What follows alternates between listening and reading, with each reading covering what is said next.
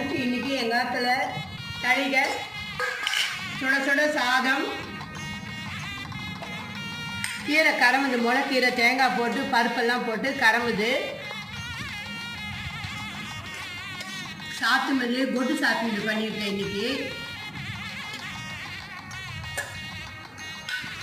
முளைக்கீரை மசியல் பண்ணியிருக்கேன் நான் இன்றைக்கி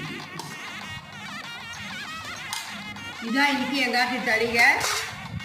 தயிர் சாப்பிட்றதுக்கு தயிர் சாதம் சாப்பிட்றதுக்காக எங்களுக்கு இன்றைக்கி எங்காட்டு தளிகை